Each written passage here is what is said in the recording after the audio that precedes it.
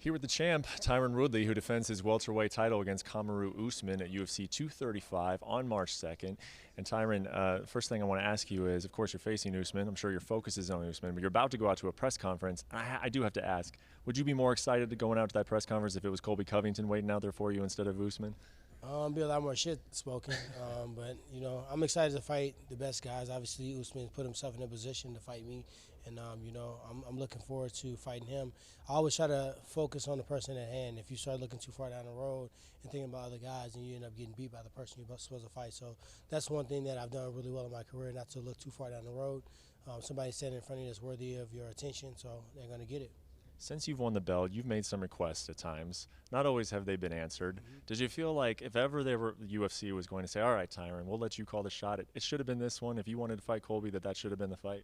Yeah, I don't know if it was the fact that the UFC didn't want to make the fight happen. I think it was some things that was on Colby's end that prevented the fight to happen. I was supposed to fight him in September as well. So, when you're not the champion and you try to call shots, you get made an example out of. So now I'll be fighting on Kamaru Usman, who's, maybe a better skill set, to compete against anyway. But just in general, I'm just fighting whoever they put out there, and I'm going out there and get the victory. As far as anybody that you could have fought in this division that you haven't fought yet, was Usman, do you think, the toughest guy? My toughest opponent on paper for me when I won breakdown film probably was Darren Till. Just his size, his ability to keep guys at bay. He got it really quickly when you took him down, and he just had a lot of power. So if someone can stop me from taking him down and match my power, then obviously that's going to be a pretty tough matchup. Usman was definitely on the list. I look at the list, I look at Usman, I look at Till, I look at Ponzinibbio, and then Colby probably falls somewhere after that. I remember when you fought Darren, you said, this guy's got a future. He will be champion someday, just not when he fights me.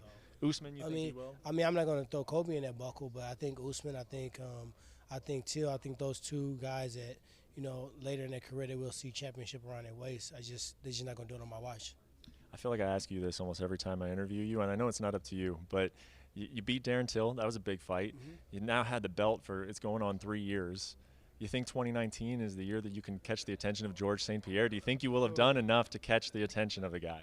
I've caught the attention of these young fighters that want to come and take my belt, and I was the guy that wanted to take his belt. We're the same age, but he's actually got a head start on the career. He started, 18, 19 years old. I didn't start until I was 24 years old. So for me, it's really focusing on the task at hand. I was just at Walker Boxing a few hours after he had left, and I was talking to Freddie, and that's just not going to happen. We're not going to fight. It would be great to see. I think the fans would like to see, the pound for pound best welterweight in the history of the sport at that current time to fight the one that's saying that he's the GOAT right now. I think it would be a great fight, but, I'm not getting my hopes up. I got two. I got one kid in front of me coming up March 2nd that's worthy of my attention, so I'm going to focus on that. And I've been able to just go one at a time. If I can take one at a time, by the end of the year, my goal is something different. I want to be Fighter of the Year this year. This is my first year ever really even caring about that. But I just think that if I go out there and consistently put on violent, dominant performances, it's going to be undeniable I'm that guy. Is there still part of you that wants to identify what that super fight is going to be for Tyron Woodley, or is your legacy just going to be different than that? I think I am. I just got to become the super fight. And now it may not be me fighting the person with the big name. I have to become the big name, and then therefore people will want to fight me. Thus, that'll end up being a super fight. As far as me going to fighting a George, a Bisping, a Nick, a Nate, a Connor, those are things that if those present themselves, of course we all know I'm gonna take those fights. But I'm not gonna go out there and solicit for those fights.